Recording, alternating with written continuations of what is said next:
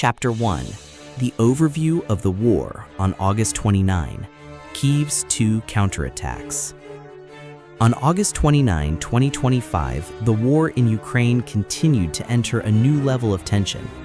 If, in the previous days, observers were still struggling with the question, is Kiev strong enough to hold the defense line against Russia's pressure, today the answer has become clear.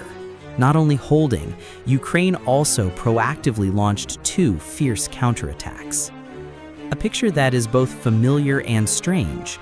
Familiar because this war has lasted for more than 3 years.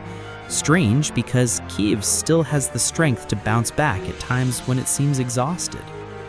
To make it easier to visualize, imagine the Ukraine-Russia chessboard as a giant map.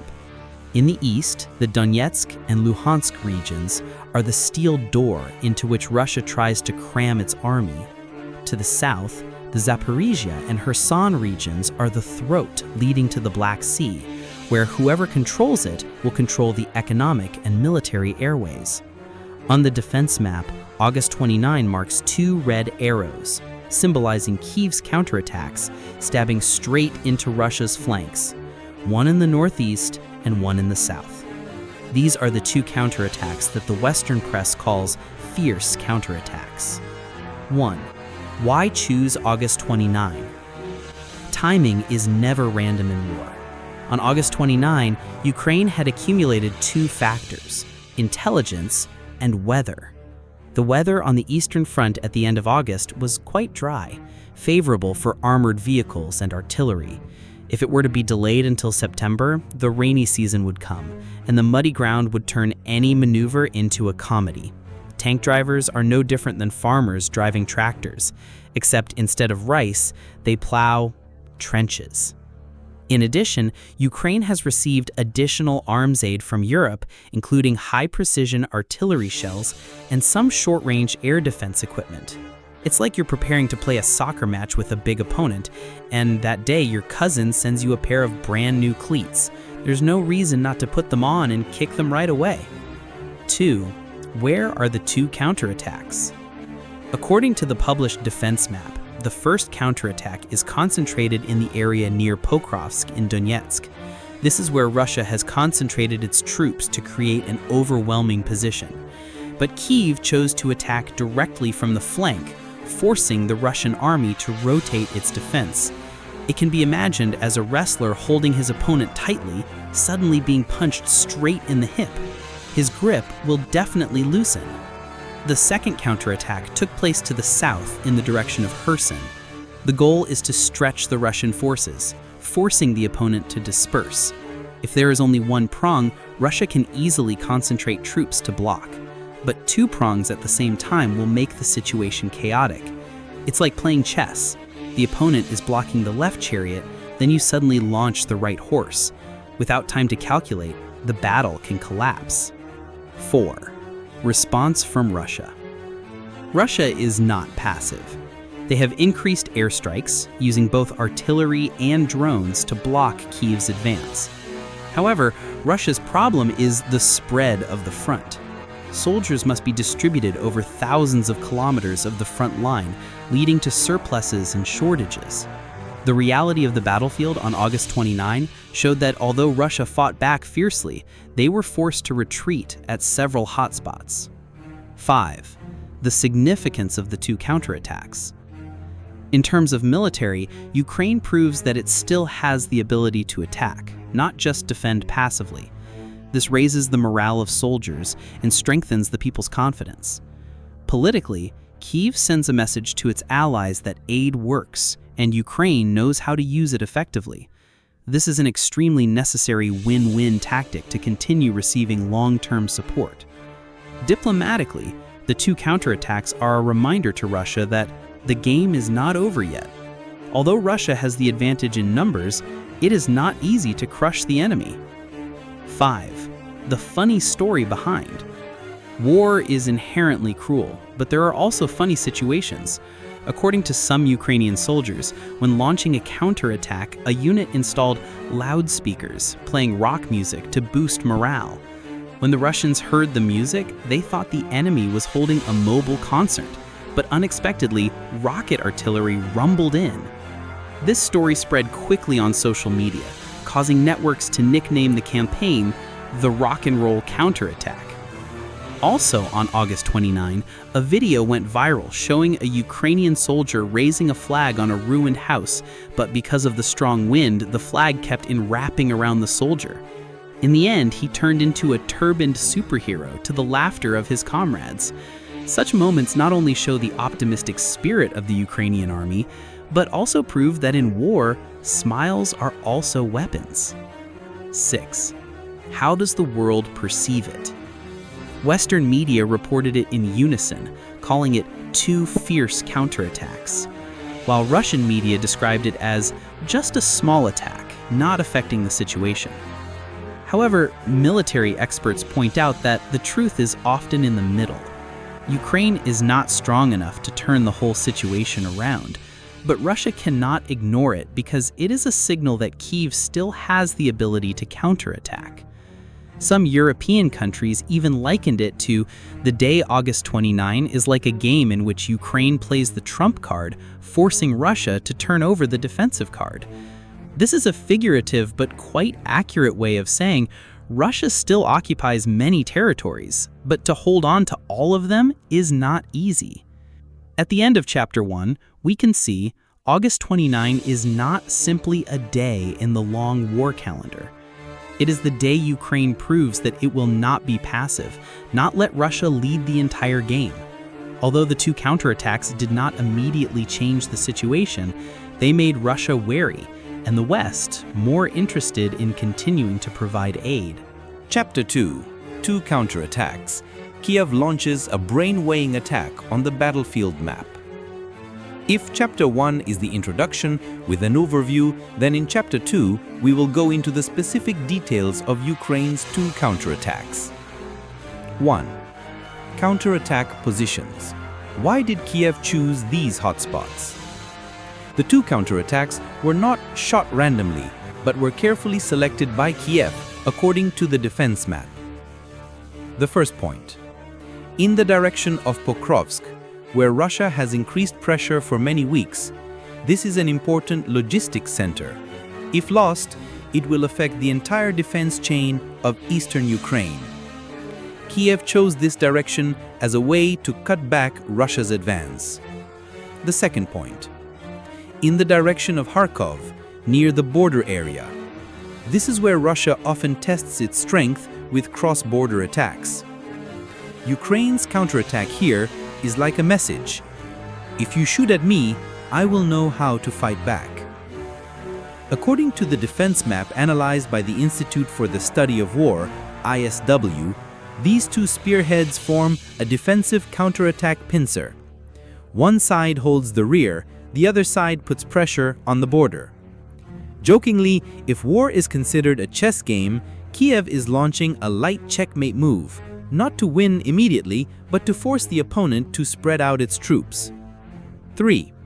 How to conduct NATO technology and traditional Soviet-style guerrilla tactics. Unlike the 2022-2023 period, Ukraine's counterattack this time is less noisy, but has a mix of Western weapons and old Soviet-style guerrilla tactics. Drones.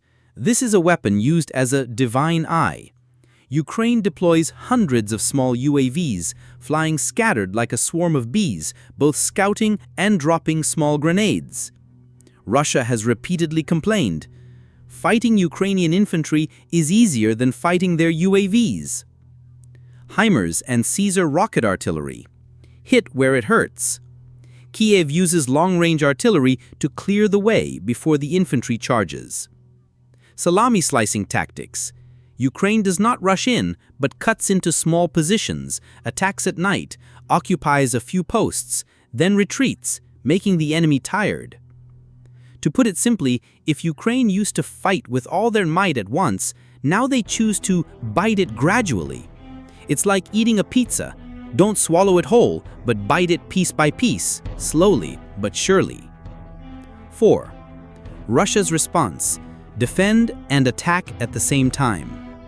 When Kiev launched two counterattacks, Russia immediately mobilized its strategic air force. According to reports, many MiG-31Ks carrying Kinzhal missiles took off, forcing the entire territory of Ukraine to be on air defense alert. On the Pokrovsk front, Russia used the artillery firewall tactic, which means firing thousands of artillery shells every day. In Kharkov, Russia increased its border defenses and rocket artillery from Belgrade. However, Kiev had also anticipated this. They took advantage of the Patriot and NASAMS air defense systems, plus a network of defensive UAVs, turning many Russian missiles into fireworks in the sky. Some experts compared. This is no longer a war like in World War II, but a technological battle where every click of the mouse controlling the UAV is as important as a 155mm cannon. 4. The meaning of the two counterattacks.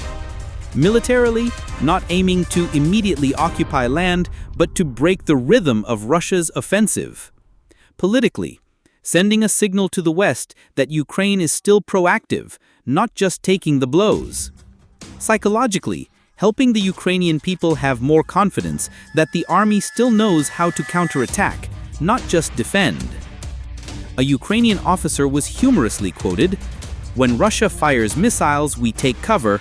When Russia rests, we counterattack. It's like changing shifts with each other." Chapter 3. Comprehensive impact. When the battlefield spreads beyond the border. Here we have to look further. The two counterattacks are not just a military matter, but also have long-term diplomatic, economic, and strategic consequences. 1. On the war map, a prolonged stalemate. If you look at the current defense map, you will see a gray picture. Neither side has absolute dominance. Russia still controls most of the east, but Ukraine still holds key cities and is gradually tearing away Russian logistics. The two counterattacks are like Ukraine hammering two more nails into Russia's giant vehicle. It doesn't stop the vehicle immediately, but it slows it down and wears it out more. 2. Diplomacy. Kiev sends a message to NATO and Europe. The two counterattacks come at a time when many Western countries are debating whether to continue providing aid to Ukraine or not. Kiev's counterattacks are like a midterm exam to prove that aid is still effective. If Ukraine only defends passively, Western parliaments will easily lean towards reducing aid. But when Kiev counterattacks, many politicians will say, our money has not been wasted. 3. Economics. Burden on both sides. The longer the war lasts, the more exhausted the economies of both sides become. Russia spends billions of dollars every week on artillery, missiles, and logistics. Ukraine relies on aid, but also has to mobilize taxes and domestic resources to maintain its army.